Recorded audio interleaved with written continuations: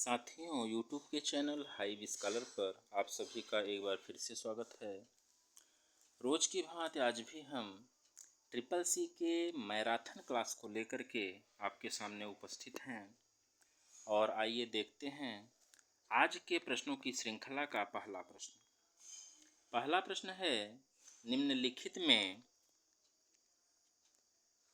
किसको compiler object code में परिवर्तित करता है ताकि यह एग्जीक्यूट हो सके। ए है हाई लेवल लैंग्वेज, बी है लो लेवल लैंग्वेज, सी है असेंबली लैंग्वेज और डी है नेचुरल लैंग्वेज। तो इसके सही आंसर की अगर हम बात कहें तो यह हाई लेवल लैंग्वेज होता है, अतः हमारा ए विकल्प सही होगा। जिसको कंपाइलर ऑब्जेक्ट कोड में परिवर्तित करता है तो वह कौन सा है, हाई लेवल लैंग्वेज। आगे बढ़ते हैं दूसरे प्रश्न की तरफ और दूसरा प्रश्न हमारे स्क्रीन पर आ चुका है। FTP सर्विसेज का उपयोग करता है। FTP का पूरा नाम हम लोग जान लेते हैं, file transfer protocol. File transfer protocol इसका पूरा नाम होता है। ए विकल्प दिया हुआ है UDP, बी विकल्प दिया हुआ है SMTP, सी दिया हुआ है TCP और डी दिया हुआ है DDNS। तो FTP जो है TCP सर्विसेज का उपयोग करता है, अतः हमारा सी विकल्प सही होगा। तीसरे प्रश्न की तरफ बढ़ते हैं।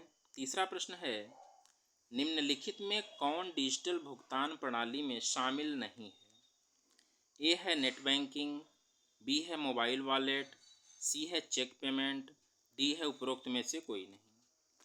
तो डिजिटल वॉलेट भुगतान प्रणाली में शामिल नहीं है ऐसा पूछा जा रहा है, यानी कि हमारा नेट बैंकिंग शामिल होता है, मोबाइल वॉलेट शामिल है, चेक पेमेंट शामिल है, तो हमारा डी विकल्प सही होगा। आगे बढ़ते हैं चौथे प्रश्न की तरफ और चौथा प्रश्न हमारे स्क्रीन पर आ चुका है। प्राप्तकर्ता की ओर वास्तविक डिलीवरी से पहले डाटा ट्रांसपोर्ट लेयर पर मर्ज होता है, इस प्रक्रिया को क्या कहते हैं, ऐसा प्रश्न पूछा जा रहा है। तो देखिए, ए है ब्लॉकिंग, बी है सेगमेंटेशन, सी है पैकिंग और डी है रीअसेंबली। तो ऐसी जो प्रक्रिया होती है उसे हम लोग सेगमेंटेशन कहते हैं, अतः हमारा बी विकल्प सही होगा। आगे बढ़ते हैं पांचवें प्रश्न की तरफ। पांचवा प्रश्न है, निम्नलिखित में से किसे ऑनलाइन बैंकिंग के रूप में जाना जाता है। ए है नेट बैंकिंग, बी है इंटरनेट बैंकिंग, सी है ए और बी दोनों और डी है उपरोक्त में से कोई नहीं। तो कौन सा ऑनलाइन बैंकिंग के रूप में जाना जाता है। तो नेट बैंकिंग भी होता है, इंटरनेट बैंकिंग भी होता है, अतः हमारा सी विकल्प सही होगा, बोथ ए एंड बी। छठा प्रश्न हमारे स्क्रीन पर आ चुका है और छठा प्रश्न देखते हैं हम लोग।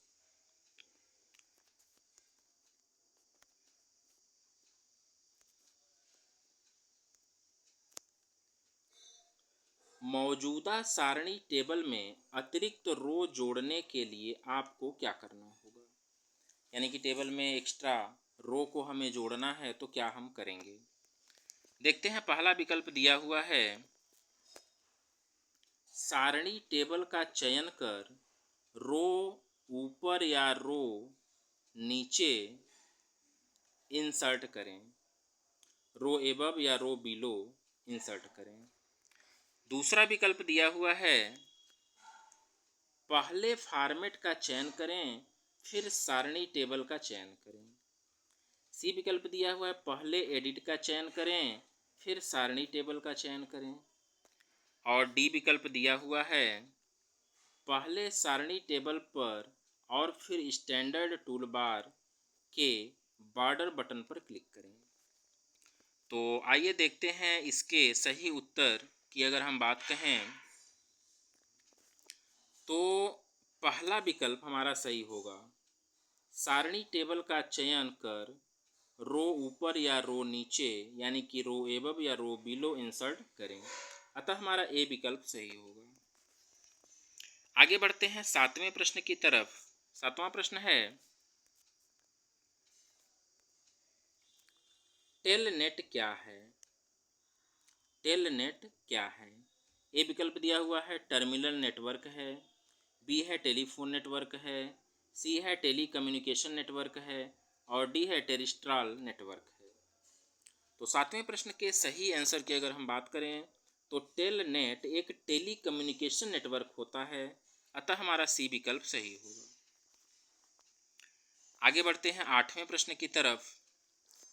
8वां प्रश्न है यूटीएस का पूरा नाम क्या होता है? ए है अनरिजर्व्ड टिकटिंग सिस्टम, बी है अनरिजर्व्ड टिकटिंग सिस्टम, सी है अनरिजर्व्ड ट्रांसफ़र सिस्टम और डी दिया हुआ है अनरिजर्व्ड टिकट शेड्यूल।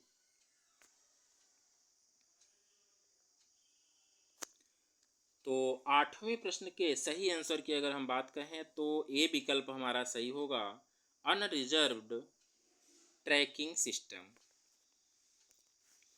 आगे बढ़ते हैं 9वें प्रश्न की तरफ। 9वां प्रश्न है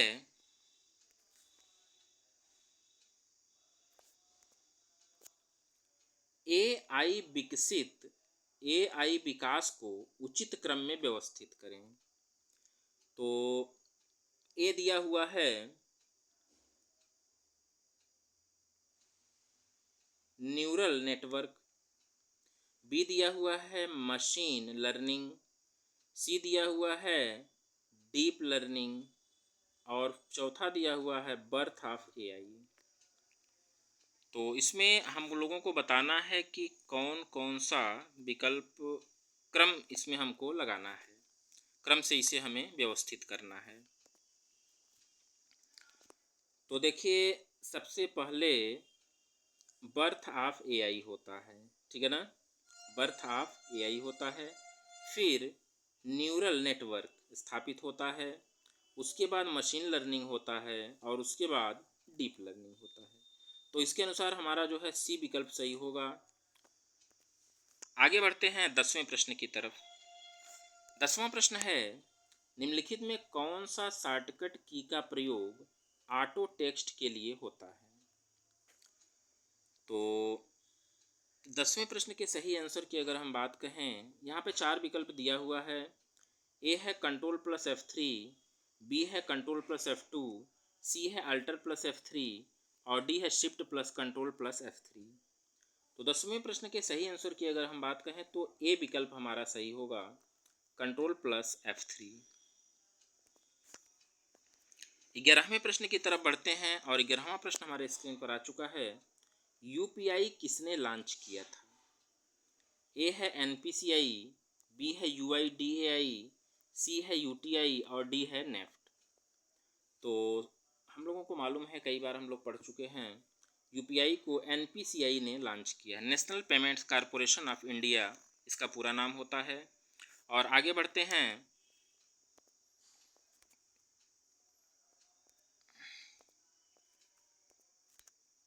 12वें प्रश्न की तरफ।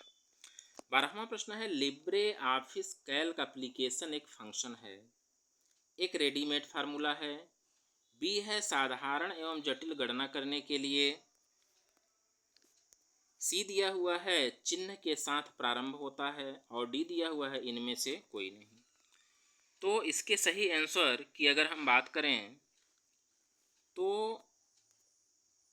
ए विकल्प सही होगा, एक रेडीमेड फार्मूला होता है। आगे बढ़ते हैं 13वें प्रश्न की तरफ और 13वां प्रश्न है वेब पेज प्रदर्शित करते समय एप्लीकेशन लेयर का उपयोग करती है, यानी कि एप्लीकेशन लेयर किस का उपयोग करती है वेब पेज को प्रदर्शित करते समय? 13वां प्रश्न का ए विकल्प है HTTP प्रोटोकॉल, बी है SMTP प्रोटोकॉल, सी है TCP प्रोटोकॉल और डी है नन ऑफ द एबव। तो 13वें प्रश्न के सही आंसर की अगर हम बात कहें तो वह HTTP प्रोटोकॉल होता है। आगे बढ़ते हैं 14वें प्रश्न की तरफ। और 14वां प्रश्न हमारे स्क्रीन पर आ चुका है।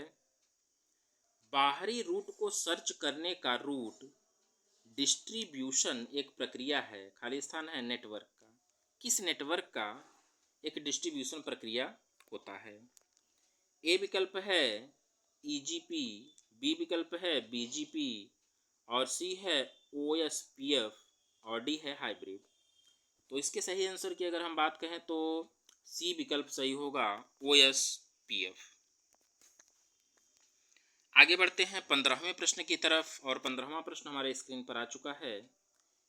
एईपीएस में बीईडी में बी का अर्थ क्या है? बी का अर्थ क्या है? तो ए विकल्प दिया हुआ है बायोमेट्रिक, बी दिया हुआ है बेस्ड, सी दिया हुआ है बाइनरी, और डी दिया हुआ है बैलेंस। तो यहाँ पर बी का अर्थ होता है बेस्ड, यानी कि हमारा बी विकल्प सही होगा। आगे बढ़ते हैं 16वां प्रश्न की तरफ। 16वां प्रश्न है एचटीटीपी में टी का क्या तात्पर्य है?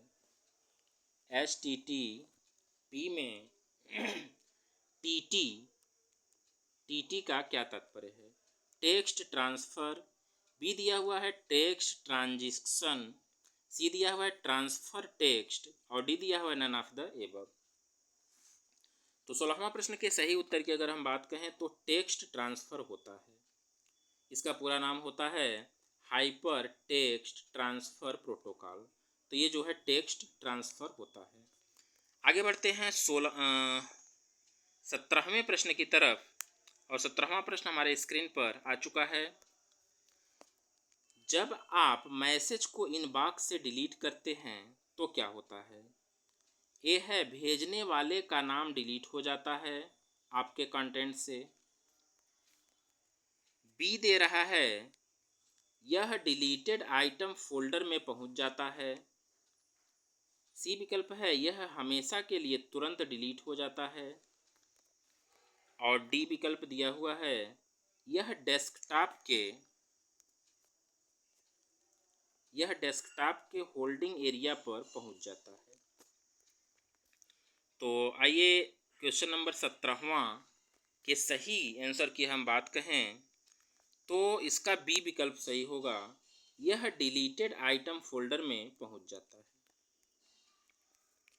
आगे बढ़ते हैं 18वां प्रश्न। 18वां प्रश्न है वास्तविक जीवन में एआई प्राप्त करने के तरीके क्या हैं? ए विकल्प दिया हुआ है मशीन लर्निंग, बी दिया हुआ है दोनों, सी दिया हुआ है डीप लर्निंग, और डी दिया हुआ है इनमें से कोई नहीं। तो ये देखिए विकल्प थोड़ा सा उल्टा हो गया है। ये तो ए सही है, ये बी होना चाहिए था, ये सी होना चाहिए था। ठीक है, तो हमारा सी विकल्प, ये वाला विकल्प सही होगा, बोथ ए एंड बी दोनों। ठीक है, आगे बढ़ते हैं 19वें प्रश्न की तरफ, और 19वां प्रश्न है एप्लीकेशन लेयर पर इंफॉर्मेशन के पैकेज को कहा जाता है। एप्लीकेशन लेयर पर इंफॉर्मेशन के पैकेज को क्या कहा जाता है? ए विकल्प है पैकेट, बी विकल्प है मैसेज, सी विकल्प है फ्रेम, और डी विकल्प है ऑल ऑफ द एबव। तो 19वें के सही आंसर की अगर हम बात करें तो वह मैसेज होता है, अतः हमारा बी विकल्प सही होगा। आगे बढ़ते हैं 20वें प्रश्न की तरफ, और 20वां प्रश्न हमारे स्क्रीन पर आ चुका है। 500 रुपये के नोट का रंग कैसा होता है? ए है पर्पल ग्रीन, बी है मैजेंटा, सी है स्टोन ग्रे, और डी है उपरोक्त में से कोई नहीं। साथियों, आजकल इस प्रकार के भी प्रश्न ट्रेंडिंग में चल रहे हैं ट्रिपल सी की परीक्षा में। 500 रुपये का नोट का रंग क्या है, 200 रुपये के नोट का रंग क्या है, ठीक है, 20 रुपये के नोट का रंग क्या है, 50 रुपये के नोट का रंग क्या है। और यहाँ से एक प्रश्न और पूछा जा रहा है कि 500 रुपये के नोट के पीछे किसका चित्र बना हुआ है, 2000 के नोट के पीछे किसका चित्र बना हुआ है, 550 के नोट के पीछे किसका चित्र बना हुआ है, तो इन सब प्रश्नों को आप निश्चित रूप से देखिएगा। आइए यहाँ पर देखते हैं 500 रुपये के नोट का रंग कैसा होता है। तो ये स्टोन ग्रे होता है, अतः हमारा सी विकल्प सही होगा। 21वां प्रश्न है, डेजी व्हील प्रिंटर को नाम से जानते हैं। डेजी व्हील प्रिंटर को किस नाम से जानते हैं? ए है लाइन प्रिंटर, बी है पेटल प्रिंटर, सी है गोल्फ बॉल प्रिंटर और डी है लेजर प्रिंटर। तो 21वें प्रश्न की सही उत्तर की अगर हम बात कहें तो डेजी व्हील प्रिंटर जो होता है गोल्फ बॉल प्रिंटर होता है, अतः हमारा सी विकल्प सही होगा।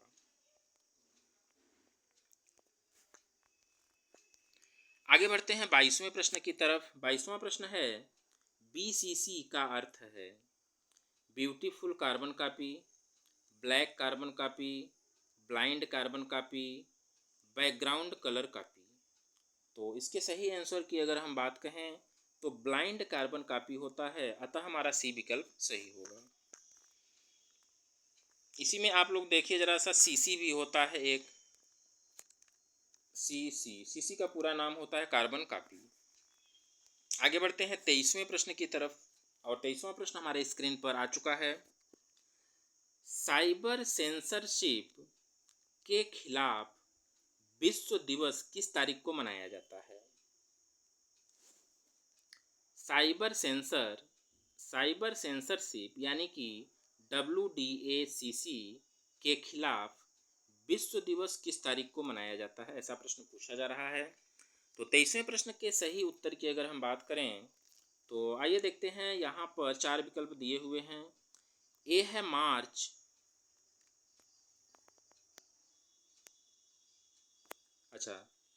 मार्च 11 यानी कि 11 मार्च, बी दिया हुआ है 13 मार्च, सी दिया हुआ है 14 मार्च और डी दिया हुआ है 10 मार्च। तो इसके सही आंसर की अगर हम बात कहें तो सी विकल्प सही होगा, 12 मार्च को मनाया जाता है। 24वां प्रश्न हमारे स्क्रीन पर आ चुका है। निम्नलिखित में कौन सा file type word document file को इंगित करता है? यानी कि वर्ड डॉक्यूमेंट फाइल का एक्सटेंशन नेम यहाँ पर पूछा जा रहा है। ए विकल्प है .doc, बी दिया हुआ है .wor, सी दिया हुआ है .wrd और डी दिया हुआ है .msw। तो इसके सही आंसर की अगर हम बात कहें तो .doc होगा, अतः हमारा ए विकल्प सही होगा। आइए बढ़ते हैं आज के सेशन का लास्ट क्वेश्चन और अंतिम क्वेश्चन आज के सेशन का है 25वां प्रश्न। 25वां प्रश्न है, इंडिया का पहला सुपर कंप्यूटर का नाम क्या है?